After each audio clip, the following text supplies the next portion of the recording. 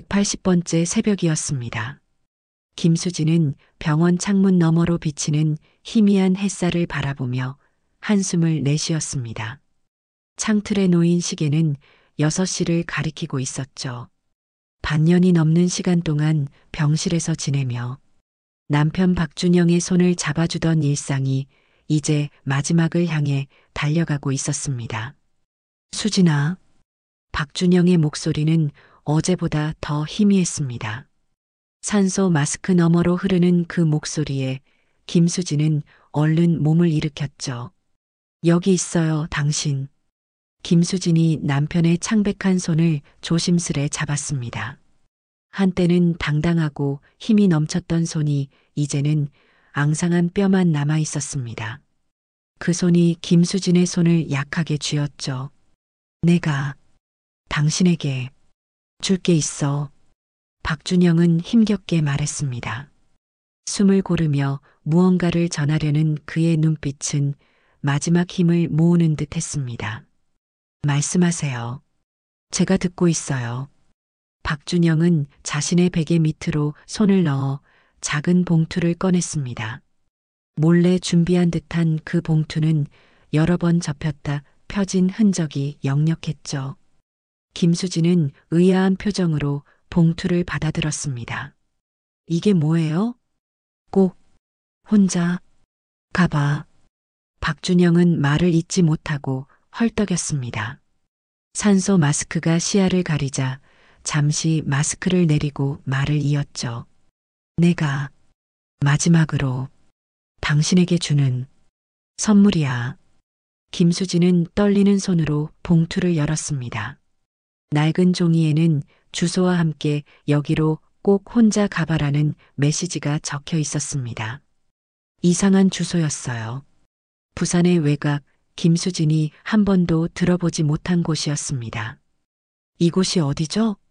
왜 여기로 가야 하는데요? 박준영은 희미하게 웃었습니다. 그 웃음 속에는 김수진이 해석할 수 없는 복잡한 감정이 담겨 있었어요.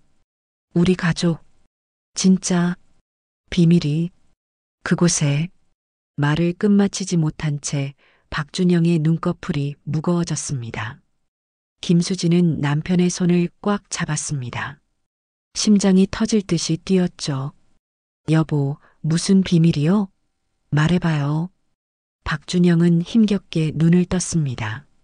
그의 마지막 말은 거의 들리지 않을 정도로 작았습니다. 믿는 사람, 조심해. 모두가 우릴 원하진 않아. 그리고 박준영의 마지막 숨이 흘러나왔습니다. 병실의 기계음이 단조로운 연속음으로 바뀌었죠. 김수진은 무슨 일이 일어났는지 이해하기도 전에 의사와 간호사들이 병실로 뛰어들어오는 소리를 들었습니다. 그들이 심폐소생술을 시도하는 동안 김수진은 멍하니 주소가 적힌 종이를 바라보았어요. 여기로 꼭 혼자 가봐. 그리고 아래에는 주소, 단 4글자의 암호 같은 비밀번호가 적혀 있었습니다. 종이를 쥔 김수진의 손이 떨렸습니다. 박준영의 마지막 말, 마지막 부탁, 그리고 이 수수께끼 같은 주소가 의미하는 바는 무엇일까요? 김수진의 마음에 의심과 두려움, 그리고 결심이 한데 엉켜 복잡한 감정의 소용돌이를 만들어냈습니다. 장례식은 참담했습니다.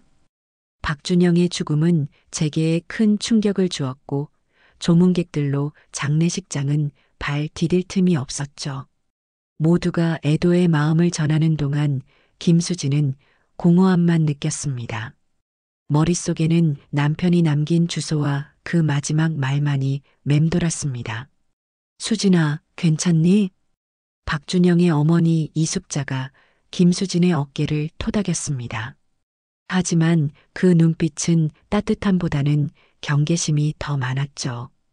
김수진은 억지로 미소를 지었습니다. 네, 어머님. 괜찮아요. 그냥 조금 피곤할 뿐이에요. 장례 절차가 끝나고 유산 상속 문제로 가족들이 모였습니다. 아버지 박성호는 테이블 앞에 앉아 딸 박지현과 무언가 속삭이며 서류를 검토하고 있었어요. 김수진이 다가가자 둘은 갑자기 대화를 멈추었습니다. 준영이가 뭐 특별히 남긴 건 없냐? 박성호가 무심한 듯 물었습니다. 그의 목소리에는 어떤 의도가 숨겨져 있는 듯 했죠. 김수진은 봉투에 대해 말하지 않기로 했습니다. 남편의 마지막 말이 떠올랐기 때문입니다. 믿는 사람. 조심해. 아니요, 아버님. 특별한 건 없었어요. 그냥 사랑한다는 말밖에. 김수진이 대답하자 박지연의 눈빛이 날카로워졌습니다. 그녀는 언제나 오빠의 재산에 관심이 많았죠. 그게 다라고? 준영 오빠가 그렇게 큰 회사를 운영했는데 유언이나 남은 재산에 대한 언급도 없었다고? 김수진은 흔들리지 않으려 노력했습니다. 그랬어. 아마 갑작스러운 상황이라 그런 것 같아. 저녁이 되자 모두가 돌아갔습니다. 홀로 남은 김수진은 남편의 서재로 들어갔어요. 벽에 걸린 그들의 결혼 사진을 바라보며 눈물이 흘렀습니다. 15년의 결혼 생활, 그 시간 동안 몰랐던 비밀이 있었다니. 준영은 왜 마지막 순간에야 그 주소를 알려준 걸까요?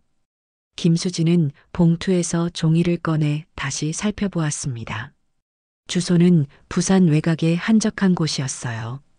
인터넷 검색을 해봤지만 특별한 정보는 나오지 않았습니다. 그저 오래된 창고 구역이라는 것만 알 수 있었죠. 여보, 당신이 나에게 무엇을 보여주려는 거예요? 김수진은 중얼거리며 남편의 노트북을 켰습니다. 비밀번호를 입력하려는데 노트북 비밀번호가 변경되어 있었어요. 김수진은 몇 번이나 시도했지만 접근할 수 없었습니다. 이건 분명 의도적인 것이겠죠. 남편이 자신의 비밀을 지키기 위해 취한 조치일 겁니다. 다음 날 아침 김수진은 장례식에서 만난 최민호에게 전화를 걸었습니다. 최민호는 박준영의 오랜 친구이자 회사의 부사장이었어요. 민호 씨, 혹시 준영이가 부산 외곽에 뭔가 갖고 있었나요? 창고 같은 거. 전화기 너머로 긴 침묵이 흘렀습니다. 최민호의 목소리가 조심스럽게 들려왔죠. 수진 씨, 조심하세요. 준영이가 마지막에 뭔가 말했나요? 김수진의 심장이 빠르게 뛰었습니다. 왜 그렇게 물어보세요? 그냥 회사 내부에 이상한 움직임이 있어요. 특히 박지연 씨가 자주 와서 서류를 뒤지더군요. 뭔가를 찾는 것 같았어요. 김수진은 등줄기에 식은땀이 흐르는 것을 느꼈습니다. 이것은 단순한 유산 문제가 아닐지도 모릅니다. 남편이 마지막으로 남긴 그 주소에는 무언가 중요한 것이 있는 게 분명했어요. 고마워요, 민호 씨. 주의할게요. 전화를 끊고 김수진은 결심했습니다. 내일 그 주소로 가봐야겠다고요. 마음 한구석에서는 두려움이 꿈틀거렸지만 남편의 마지막 부탁을 외면할 수는 없었습니다. 김수진은 조용히 가방을 챙기기 시작했어요. 필요한 물건들을 넣으며 머릿속으로 계획을 세웠습니다. 창문 밖으로 비가 내리기 시작했습니다. 마치 앞으로 다가올 폭풍을 예고하는 것처럼요. 김수진은 창밖을 응시하며 깊은 숨을 내쉬었습니다. 무엇이 기다리고 있든 반드시 진실을 밝혀내야 했습니다. 이른 아침, 김수진은 조용히 집을 나섰습니다. 아직 어둠이 채 가시지 않은 시간, 미세한 안개가 도로를 뒤덮고 있었죠. 차에 시동을 걸며 김수진은 마지막으로 집을 돌아보았습니다. 이 여정이 무엇을 가져올지 알 수 없었지만 돌아갈 수는 없었어요. 내비게이션에 주소를 입력하자 화면의 목적지까지 약 45분이라는 안내가 떴습니다. 해운대에서 부산 서부 외곽의 낯선 공단 지역까지는 꽤 거리가 있었습니다. 그곳에서 남편이 숨긴 비밀을 마주하게 될 것이란 생각에 김수진의 손이 떨렸습니다. 핸들을 잡은 손에 힘이 들어갔죠. 도로는 점점 외진 곳으로 이어졌습니다. 고층 건물들이 줄어들고 대신 낡은 공장지대와 창고들이 모습을 드러냈어요. 김수진의 마음속에는 불안감이 커져갔습니다. 갑자기 전화벨이 울렸습니다.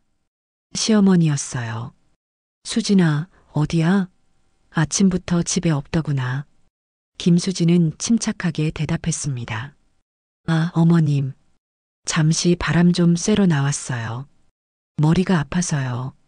이 시간에? 그래. 그런데 오늘 변호사가 온다더라.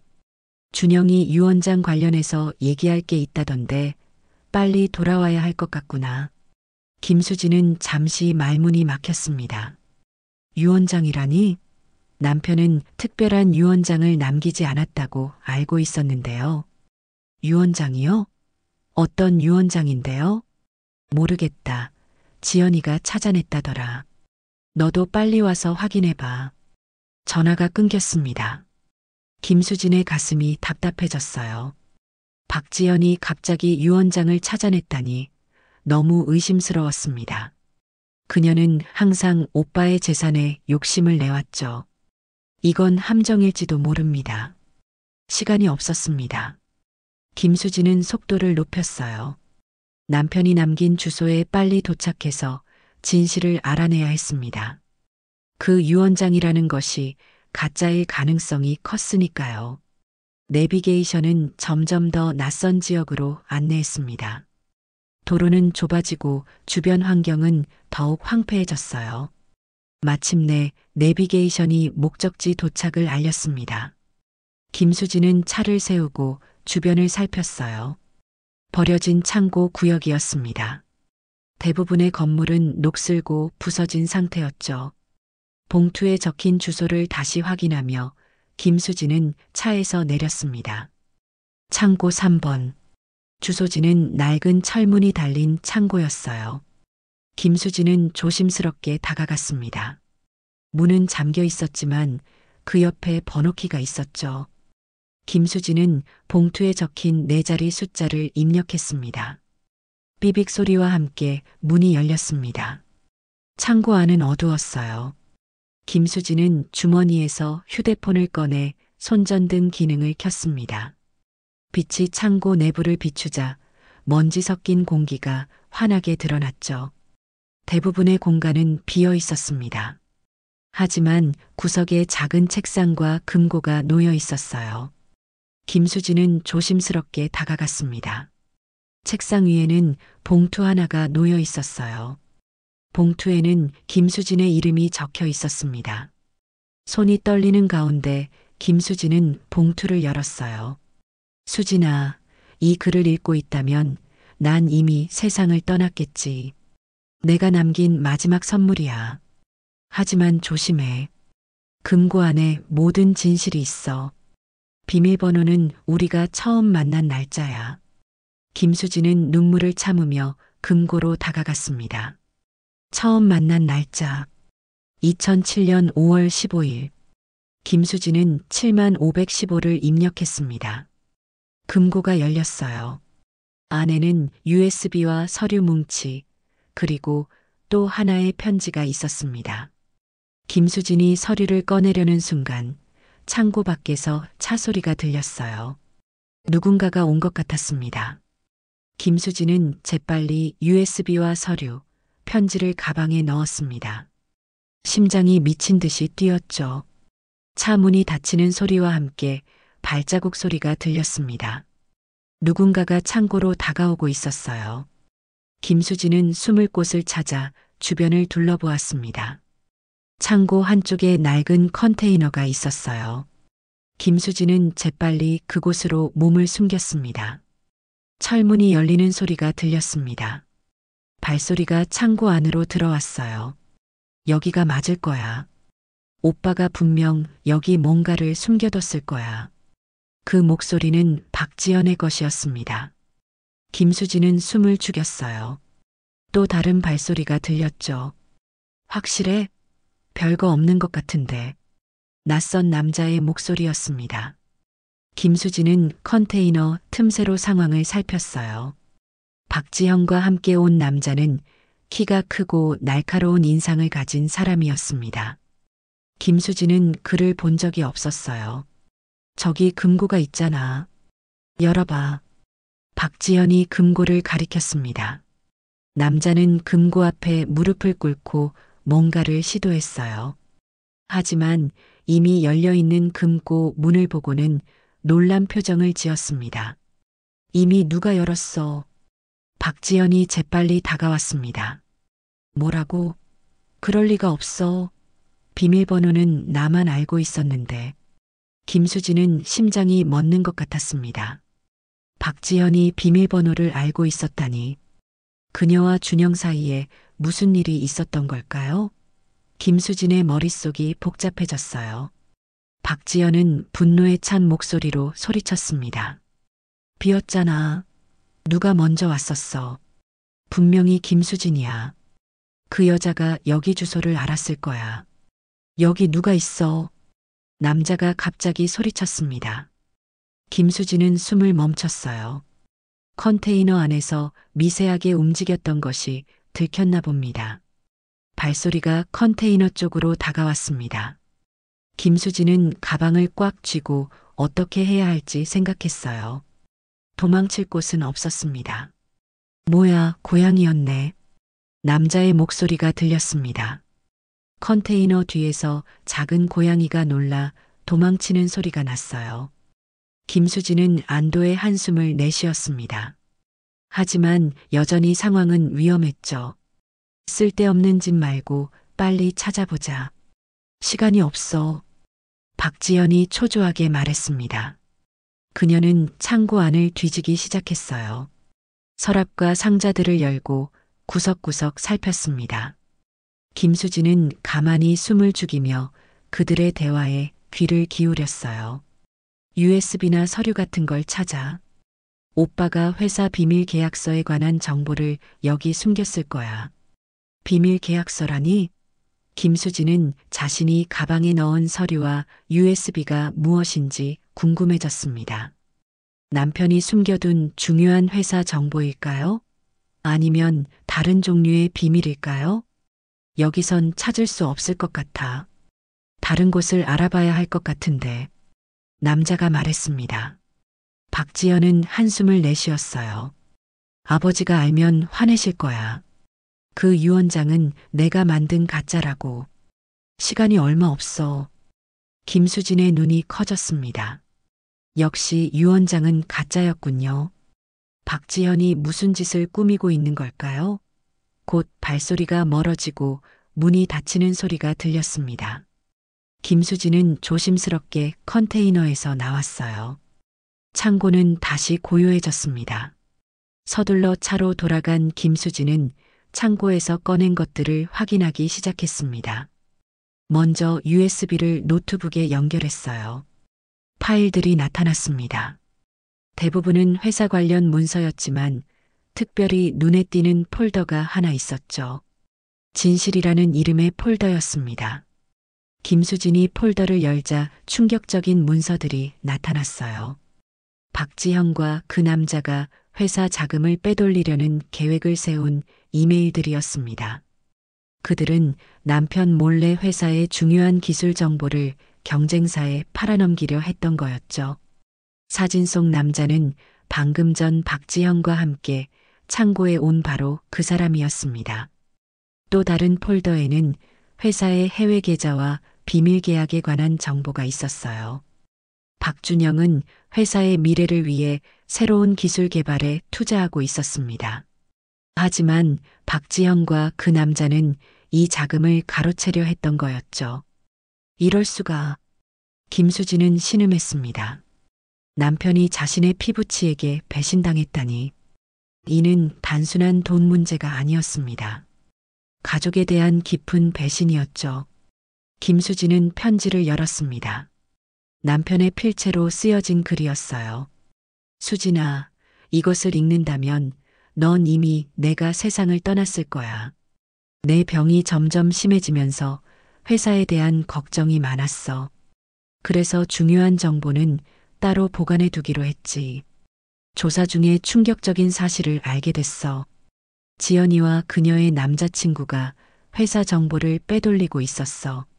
지연이는 내 회사의 해외 비밀 계약과 새로운 기술 정보를 노리고 있었어. 난 그 계약이 우리 회사의 미래라고 생각했는데 지연이는 그걸 경쟁사에 팔아넘기려 한 거야. 하지만 모든 중요한 정보는 내가 우리 둘만 알 수 있게 설계했어. 나와 너만이 접근할 수 있어. USB에는 모든 증거가 있어. 필요하다면 이사회에 가져가. 그리고 서류 뭉치에는 진짜 계약 정보가 있어. 그건 우리가 결혼한 날짜로 암호화돼 있어. 내가 쓸 수 있을 거야. 그리고 마지막으로, 미안해. 너에게 이런 부담을 줘서. 하지만 넌 강한 사람이야. 이겨낼 수 있을 거야. 사랑해. 김수진은 눈물을 흘렸습니다. 슬픔과 분노, 배신감이 한꺼번에 밀려왔어요. 박지연이 그녀가 회사를 위험에 빠뜨릴 뻔했습니다. 그리고 이제 그녀는 가짜 유언장으로 회사마저 차지하려 하고 있었죠. 김수진은 결심했습니다. 진실을 밝혀야 했어요. 하지만 먼저 증거를 안전하게 보관해야 했습니다. 그녀는 USB의 내용을 복사했어요. 그리고 서류도 사진으로 찍어 클라우드에 저장했습니다. 이제 돌아가야 할 시간이었습니다. 차를 출발시키려는 순간 갑자기 다른 차가 창고 입구를 막았습니다. 박지현과 그 남자가 돌아온 것이었어요. 김수진은 급히 차를 후진시켰습니다. 다행히 창고 뒤쪽으로 빠져나갈 수 있는 좁은 길이 있었어요. 차가 흙길을 질주했습니다. 백미러로 박지연이 놀란 표정으로 서 있는 모습이 보였죠. 빨리 따라와. 수진 언니야. 박지연의 소리가 들렸습니다. 곧 그들의 차도 김수진을 쫓기 시작했어요. 김수진은 속도를 높이며 좁은 길을 빠져나갔습니다. 심장이 미친 듯이 뛰었죠. 그녀는 이 상황에서 벗어나야 했습니다. 증거를 안전하게 지켜야 했으니까요. 불안정한 도로 위에서 차는 흔들렸습니다. 뒤에서 쫓아오는 차의 불빛이 점점 가까워지고 있었어요. 김수진은 기도했습니다. 무사히 빠져나가게 해달라고요. 그녀의 손은 핸들을 꽉 쥐고 있었습니다. 앞으로는 더 험한 길이 기다리고 있었죠. 하지만 진실을 위해, 남편을 위해 그녀는 멈출 수 없었습니다. 비포장도로에서 2대의 차가 질주했습니다. 김수진의 손에서는 식은 땀이 흘렀어요. 핸들을 꽉 쥐고 뒤를 확인하니 박지연의 차가 빠르게 다가오고 있었습니다. 김수진은 달리는 속도를 더 높였어요. 흙먼지가 자욱하게 일어났지만 그녀는 멈출 수 없었습니다. 제발 끝나게 해주세요. 김수진은 중얼거렸습니다. 곧 포장도로가 나타났어요. 김수진은 차를 급하게 돌려 그쪽으로 향했습니다. 그때였어요. 갑자기 뒷차의 경적 소리가 크게 울려 퍼졌죠. 백미러로 보니 박지연의 차가 더 빠르게 다가오고 있었습니다. 김수진의 차가 포장도로에 진입했을 때 박지연의 차도 바로 뒤를 따랐어요. 이 길은 다행히 차들이 많아서 위험한 행동을 하기는 어려웠습니다. 김수진은 최대한 자연스럽게 교통 흐름에 섞여들었어요. 그녀의 심장이 아직도 미친 듯이 뛰고 있었습니다. 핸드폰이 울렸습니다. 최민호였어요. 김수진은 블루투스로 전화를 받았습니다. 수진 씨, 빨리 회사로 와야 해요. 박지연 씨가 이사회를 소집했어요. 가짜 유언장을 공개하고 모든 권한을 넘겨받으려 해요. 김수진의 가슴이 조여들었습니다. 지금 가고 있어요. 민호 씨, 시간을 좀 벌어주세요. 중요한 증거를 가지고 있어요. 알겠어요. 하지만 서둘러요. 상황이 좋지 않아요. 통화가 끝나자마자 김수진은 방향을 바꾸어 회사로 향했습니다. 백미러로 확인해 보니 박지연의 차는 여전히 그녀를 따라오고 있었어요. 이제 숨기는 것보다 빨리 도착하는 것이 중요했습니다. 30분 후 김수진은 회사 주차장에 도착했습니다. 거의 동시에 박지연의 차도 도착했어요. 김수진은 서둘러 차에서 내려 회사 건물로 달려갔습니다. 박지현과 남자도 그녀를 쫓았죠. 수진 언니, 잠깐만. 박지연이 소리쳤습니다. 하지만 김수진은 멈추지 않았어요. 그녀는 엘리베이터로 뛰어들어 이사회가 열리는 15층 버튼을 눌렀습니다. 문이 닫히기 직전 박지연이 손을 뻗었지만 닫히는 문에 막혔어요. 엘리베이터 안에서 김수진은 깊게 숨을 들이마셨습니다. 가방 속의 증거들이 무겁게 느껴졌어요. 이것으로 무엇을 할 수 있을까? 남편의 회사와 명예를 지킬 수 있을까? 수많은 생각이 머릿속을 맴돌았습니다. 드디어 이사회실에 도착했습니다. 문을 열자 이사들이 모두 김수진을 바라보았어요. 맨 앞에는 박성호가 앉아 있었습니다. 그의 표정은 무거웠죠. 수진아, 늦었구나. 지금 중요한 안건을 논의하고 있었어. 김수진은 천천히 걸어 들어갔습니다. 그녀의 눈은 테이블 위의 서류에 고정되었어요. 가짜 유언장이 분명했습니다. 논의할 필요 없어요, 아버님. 그 유언장은 가짜예요. 방안이 갑자기 조용해졌습니다. 모든 시선이 김수진에게 쏠렸어요. 그때 문이 열리고 박지현과 그 남자가 헐떡이며 들어왔습니다. 무슨 말도 안 되는 소리를 하는 거야. 박지현이 소리쳤습니다. 하지만 김수진은 당당했어요. 그녀는 자신의 노트북을 꺼내 테이블 위에 올려놓았습니다. 제가 증거를 가지고 있어요. 박지현이 어떻게 회사의 기밀 정보를 유출하려 했는지, 그리고 이 가짜 유언장을 어떻게 만들었는지 모두요. 김수진은 USB를 꽂고 화면을 회의실 스크린에 연결했습니다. 이메일들과 계약서들이 나타났어요. 박지연의 얼굴이 창백해졌습니다. 이건 조작된 거야. 박지연이 항변했지만 증거는 명백했어요. 이메일의 날짜와 시간, IP 주소까지 모두 확인할 수 있었죠. 그녀와 남자가 회사의 기술을 빼돌리려 했다는 증거였습니다. 준영이가 마지막으로 남긴 진짜 뜻은 이거예요. 김수진은 남편의 편지를 스크린에 비추었습니다. 박준영의 필체를 모두가 알아볼 수 있었죠. 회의실은 충격에 빠졌습니다. 특히 박성호의 표정이 굳어졌어요. 지연아, 이게 무슨 짓이냐? 박성호의 목소리가 떨렸습니다. 박지연은 말을 잃었어요. 그녀 옆에 남자는 천천히 물러나기 시작했습니다. 아버지, 그냥 박지연의 말이 흐려졌습니다. 갑자기 그녀는 문을 향해 뛰었어요. 하지만 최민호가 이미 문 앞에 서 있었죠. 그리고 그의 뒤로 보안 요원들이 기다리고 있었습니다. 이제 그만둬, 지연 씨. 모든 게 끝났어. 최민호가 차분하게 말했습니다. 박지연은 무릎을 꿇고 울기 시작했어요.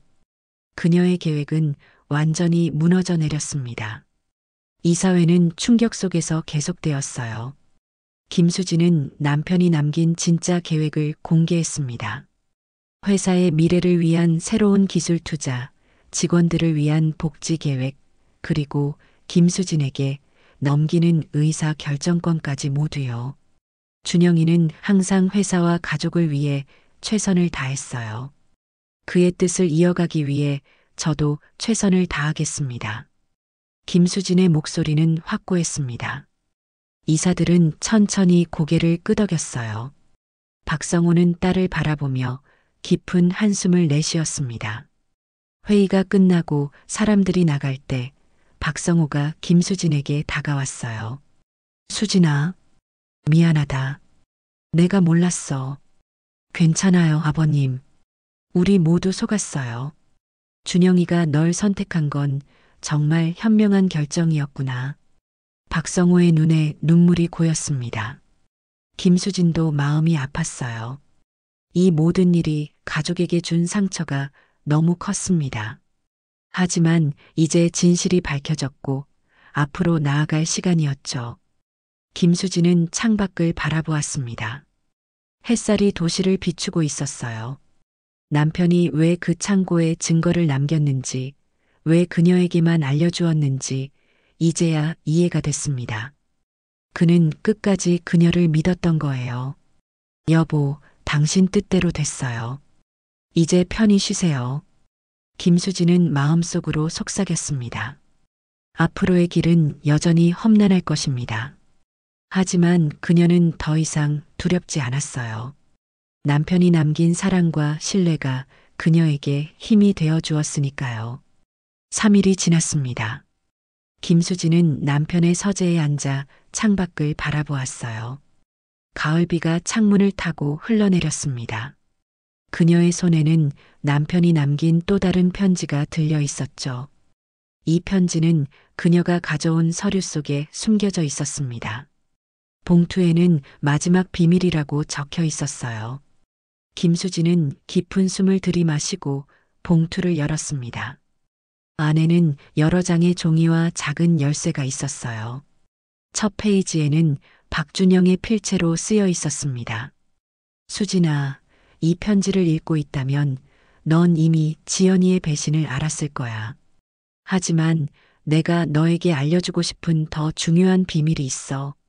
내가 왜 그 창고에 모든 것을 숨겼는지, 왜 내가 혼자 가야 했는지, 이제 모든 것을 말해줄게. 김수진은 눈물을 참으며 읽기 시작했습니다. 편지는 계속되었어요. 우리가 결혼한 지 얼마 안 됐을 때 나는 우리 회사가 큰 위기에 처했었어. 거의 파산 직전이었지. 그때 한 투자자가 나타났어. 그는 엄청난 금액을 투자하겠다고 했어. 하지만 조건이 있었지. 회사가 성공하면 반드시 돌려주어야 한다는 것. 나는 동의했어. 그 투자자는 바로 내 아버지였어, 수진아. 내 아버지는 당신 딸이 행복하길 바랐고 내가 성공하길 원했어. 하지만 그는 이 사실을 비밀로 해달라고 했어. 자존심 때문이었을까? 아니면 우리 사이가 돈 때문에 복잡해지는 걸 원치 않았을까? 어쨌든 난 약속을 지켰어. 회사가 성공하자 나는 그 돈을 모두 돌려주려 했어.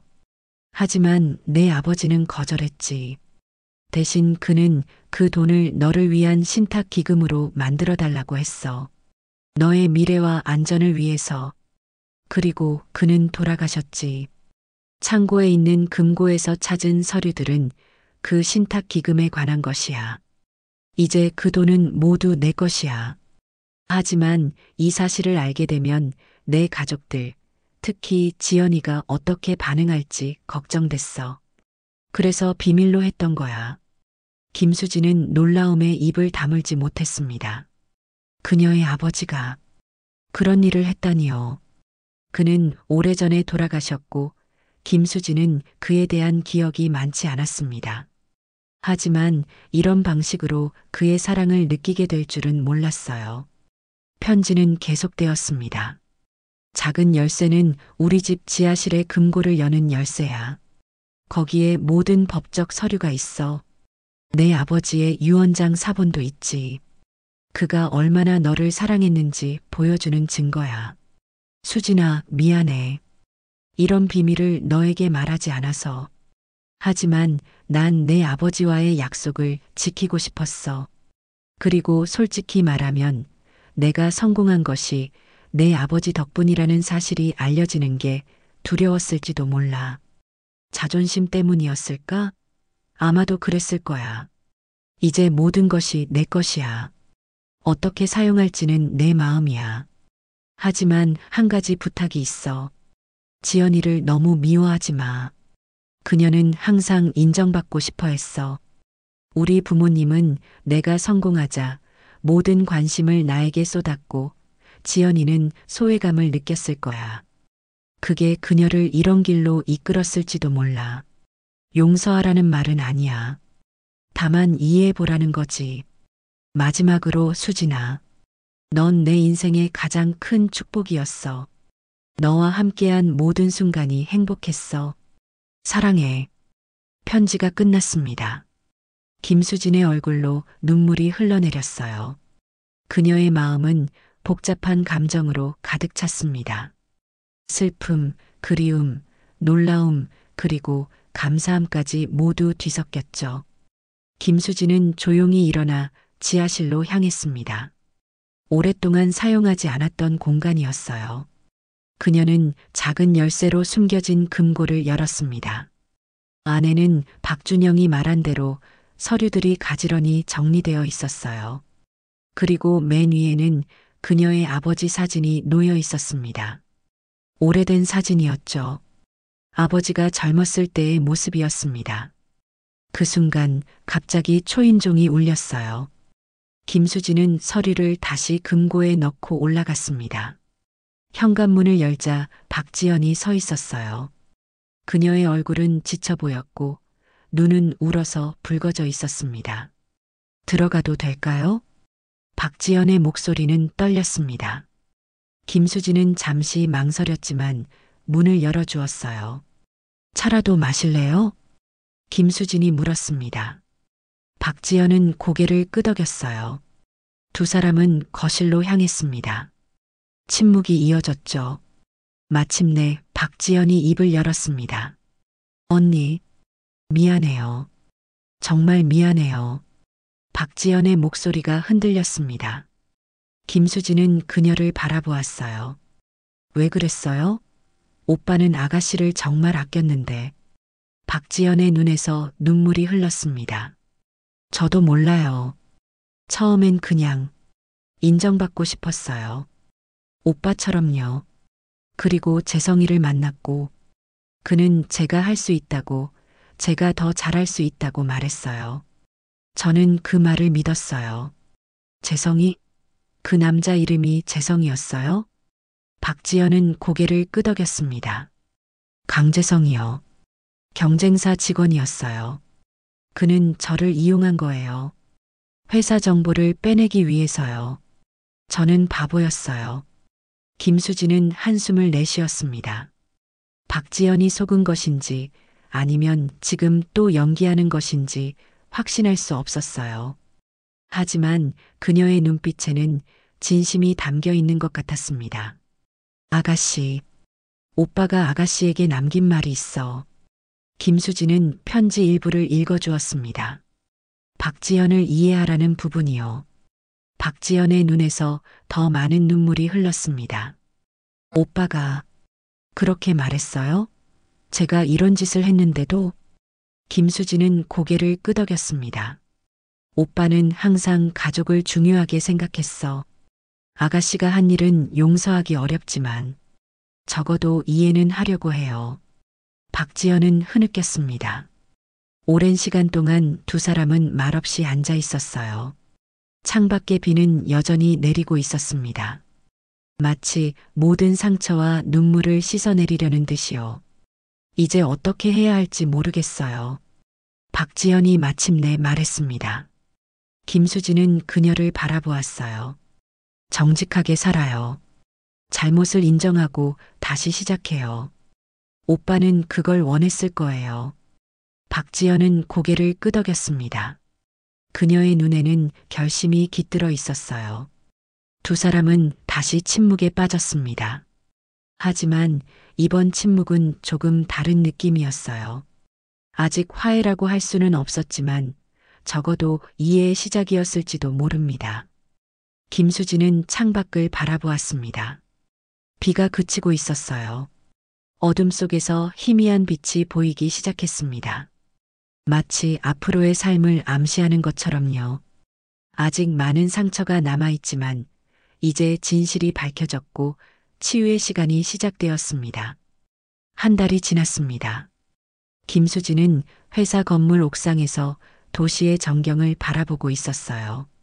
가을이 깊어가며 도시는 다양한 색으로 물들어 있었습니다. 바람이 그녀의 머리카락을 날렸죠. 이제 그녀는 박준영이 남긴 회사의 대표가 되었습니다. 처음에는 두렵고 부담스러웠지만 점차 적응해가고 있었어요.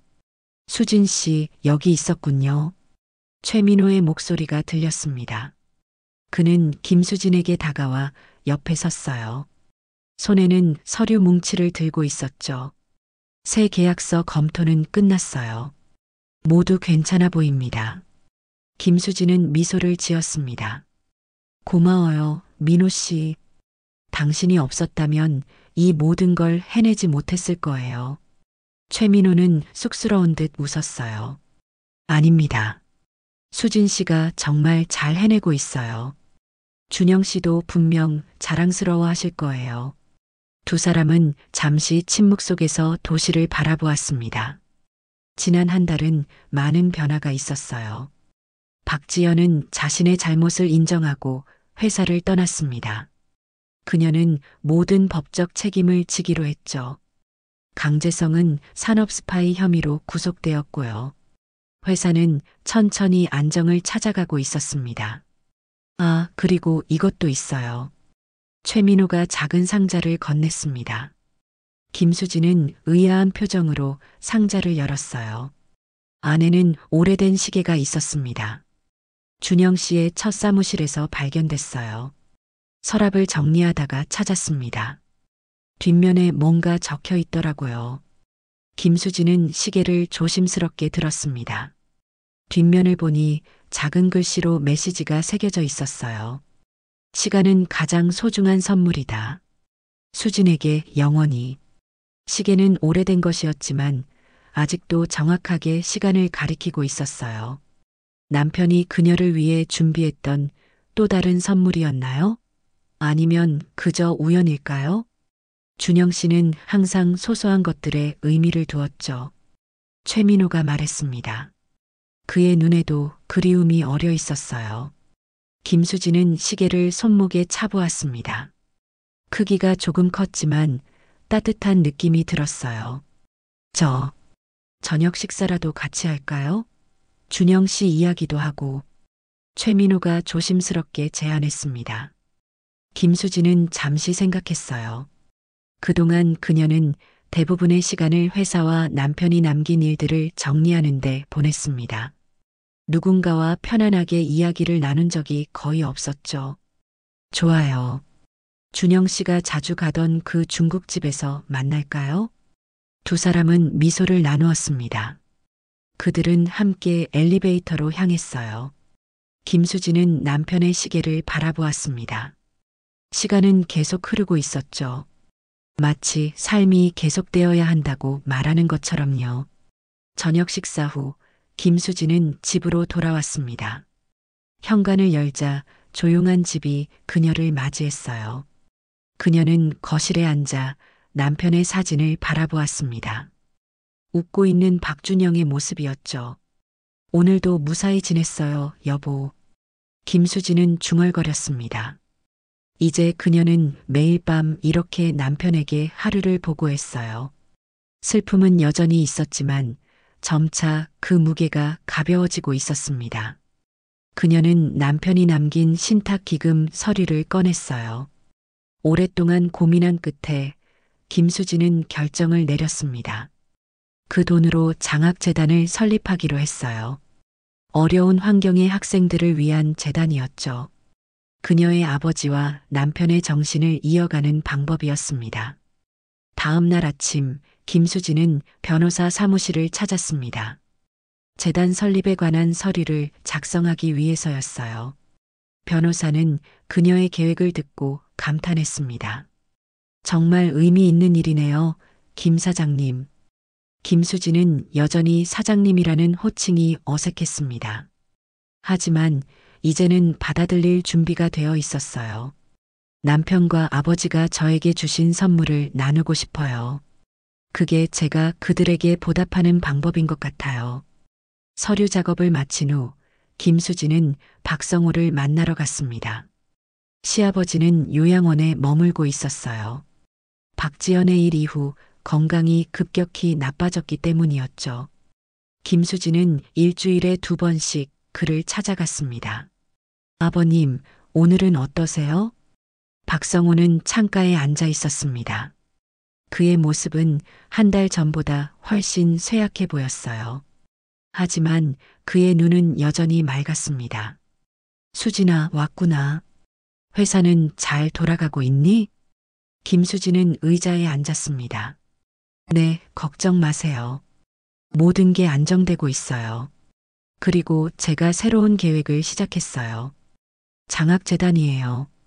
김수진은 재단에 대해 설명했습니다. 박성호의 눈에 감동의 빛이 어렸어요. 준영이가 널 선택한 건 정말 현명했구나. 넌 우리 가족에게 빛과 같은 존재야. 박성호의 손이 떨렸습니다. 김수진은 그의 손을 잡아주었어요. 아버님, 아가씨한테서 소식 들으셨어요? 박성호는 천천히 고개를 끄덕였습니다. 어제 편지가 왔더구나. 미안하다고 용서해달라고 하더라.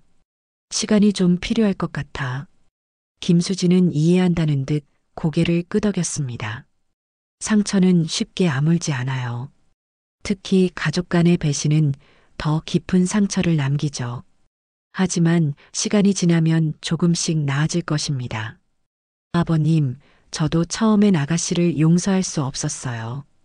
하지만 준영 씨의 마지막 부탁이 그녀를 이해하라는 거였어요. 시간이 걸리겠지만 우리 모두 치유될 거예요. 박성호의 눈에 눈물이 고였습니다. 내가 이렇게 말해주니 마음이 편하구나. 고맙다, 수진아. 김수진은 박성호와 더 많은 이야기를 나누었습니다. 과거의 추억, 준영의 어린 시절, 그리고 가족의 의미에 대해서요. 오랜만에 두 사람 사이에 진정한 대화가 오갔습니다. 요양원을 나오면서 김수진은 하늘을 올려다보았습니다. 구름 사이로 햇살이 비치고 있었어요. 마치 누군가가 그녀를 지켜보고 있는 것 같았습니다. 남편일까요? 아버지일까요? 아니면 그저 그녀의 상상일까요? 김수진은 미소를 지었습니다. 어쩌면 그들은 모두 그녀와 함께하고 있는지도 모릅니다. 다른 방식으로요. 그녀가 남은 삶을 살아가는 동안 그들이 남긴 사랑과 교훈은 계속해서 그녀를 인도할 것입니다. 회사로 돌아가는 길, 김수진은 남편의 시계를 바라보았습니다. 시계는 묵묵히 시간을 가리키고 있었어요. 삶은 계속됩니다. 비록 상처와 아픔이 있더라도 새로운 희망과 의미를 찾아가는 여정은 멈추지 않습니다. 김수진은 이제 그 여정을 용기 있게 걸어갈 준비가 되어 있었습니다. 1년이 흘렀습니다.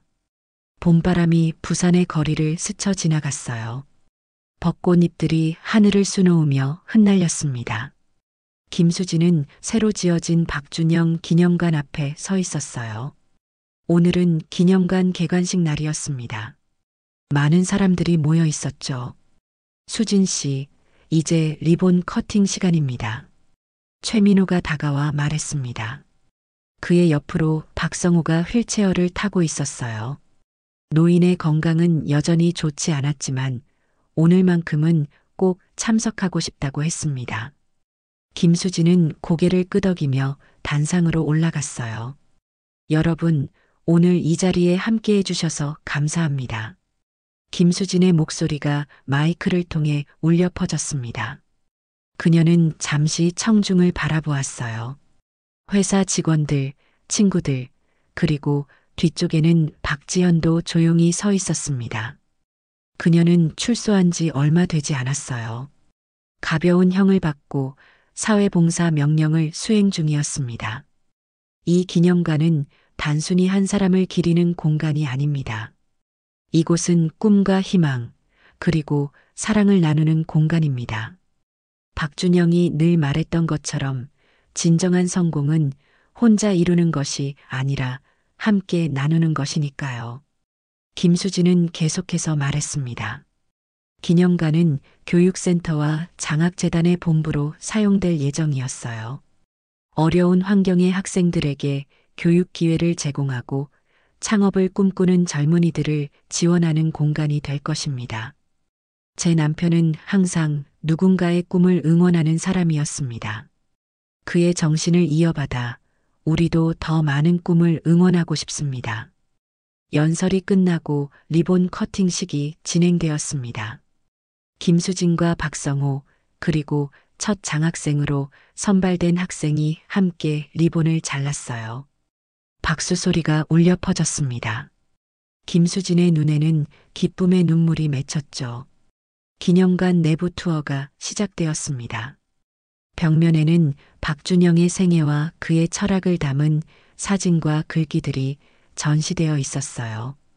한쪽 벽에는 특별한 공간이 마련되어 있었습니다. 나눔의 벽이라고 불리는 공간이었죠. 이곳에는 장학금을 기부한 사람들과 후원자들의 이름이 적혀 있었습니다. 정말 아름다운 공간이에요. 뒤에서 들려온 목소리에 김수진이 돌아보았습니다. 박지현이었어요. 그녀는 조심스럽게 미소를 지었습니다. 와줘서 고마워요, 아가씨. 김수진이 말했습니다. 두 사람 사이에는 여전히 어색함이 있었지만 예전과는 달랐어요. 이제는 서서히 화해의 길을 걷고 있었습니다. 오빠가 자랑스러워할 거예요. 언니가 이런 일을 해내다니. 박지연의 눈에 눈물이 고였습니다. 김수진은 잠시 망설이다 그녀의 손을 살짝 잡아주었어요. 우리 모두 각자의 방식으로 성장하고 있어요. 아가씨도 새로운 시작을 하고 있잖아요. 박지연은 고개를 끄덕였습니다. 그녀는 출소 후 작은 디자인 회사에서 일하기 시작했어요. 처음부터 다시 시작하는 것이었죠. 쉽지 않은 길이지만 그녀는 하루하루 노력하고 있었습니다. 행사가 끝나고 저녁이 되었습니다. 김수진은 마지막으로 기념관을 둘러보았어요. 모두가 떠난 조용한 공간에서 그녀는 남편의 큰 사진 앞에 섰습니다. 웃고 있는 박준영의 모습이었죠. 여보, 잘 지내고 있어요? 김수진은 작게 말했습니다. 그녀의 목소리가 빈 공간에 울려 퍼졌어요. 당신이 남긴 마지막 주소에서 찾은 것들로 이런 일을 시작할 수 있어서 행복해요. 당신의 마음이 많은 사람들에게 전해질 거예요. 김수진은 사진 앞에 작은 꽃다발을 놓았습니다. 그리고 주머니에서 작은 열쇠를 꺼내 사진 옆에 있는 특별한 전시 케이스에 넣었어요. 그 열쇠는 창고의 열쇠였습니다. 모든 일의 시작점이었죠. 이제 정말 괜찮아요, 여보. 처음에는 당신을 떠나보내는 게 너무 힘들었지만 이제는 당신이 남긴 사랑을 느낄 수 있어요. 그리고 그 사랑을 나눌 수 있어요. 김수진의 눈에서 눈물이 흘렀습니다. 하지만 이번에는 슬픔의 눈물이 아니었어요. 감사와 사랑, 그리고 새로운 시작에 대한 기쁨의 눈물이었습니다. 기념관을 나오면서 김수진은 하늘을 올려다보았습니다. 밤하늘에는 별들이 반짝이고 있었어요. 마치 그녀를 지켜보는 수많은 눈동자처럼요. 차가운 봄바람이 그녀의 뺨을 스쳤지만 마음은 따뜻했습니다. 집으로 돌아가는 길, 김수진의 전화기가 울렸습니다. 최민호였어요. 수진 씨, 오늘 정말 멋진 행사였어요. 준영 씨도 분명 자랑스러워할 거예요. 김수진은 미소를 지었습니다. 고마워요, 민호 씨. 당신이 있어서 가능했어요. 통화를 마치고 김수진은 차를 몰았습니다. 길가의 벚꽃들이 가로등 빛을 받아 환하게 빛나고 있었어요. 그녀는 남편의 시계를 바라보았습니다. 1년이 지났지만 시계는 여전히 정확한 시간을 가리키고 있었죠. 집에 도착한 김수진은 조용히 현관문을 열었습니다. 집안은 따뜻했어요. 그녀는 거실 테이블 위에 놓인 액자를 바라보았습니다. 남편과 함께 찍은 사진이었죠. 그리고 그 옆에는 아버지의 사진도 있었습니다. 오늘 재단이 공식적으로 출범했어요. 많은 사람들이 와서 축하해 주었어요. 아가씨도 왔었고요. 김수진은 사진에 말을 건넸습니다. 이제 이것은 그녀의 일상이 되었어요. 하루를 마무리하며 사랑하는 이들에게 이야기를 들려주는 것이죠. 내일은 첫 장학생들을 만나요. 10명의 학생들이 선발되었어요. 모두 꿈이 있는 아이들이죠. 당신이 계셨다면 정말 좋아하셨을 거예요. 김수진은 소파에 앉아 창밖을 바라보았습니다.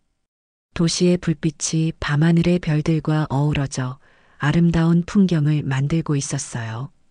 그녀의 마음은 평온했습니다. 마지막 주소에서 찾은 진실은 단순한 비밀이나 재산이 아니었습니다. 그것은 사랑과 믿음, 그리고 희망이었어요. 김수진은 이제 그 사랑을 나누며 살아가고 있었습니다. 남편이 남긴 마지막 선물로요. 그녀는 남편의 시계를 바라보았습니다. 시간은 가장 소중한 선물이다. 그 말의 의미를 이제야 진정으로 이해할 수 있었어요. 시간은 흘러가지만 그 안에 담긴 사랑은 영원히 남는다는 것을요.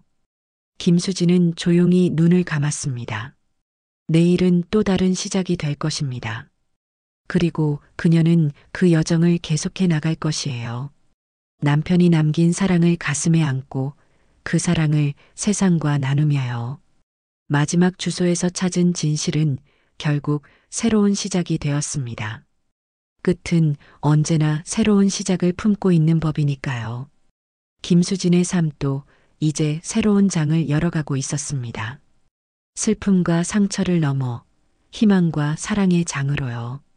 오늘의 이야기가 즐거우셨다면 구독, 좋아요, 알람 설정 부탁드려요. 여러분의 따뜻한 댓글은 영상 제작에 큰 힘이 됩니다. 언제나 감사합니다. 행복하세요.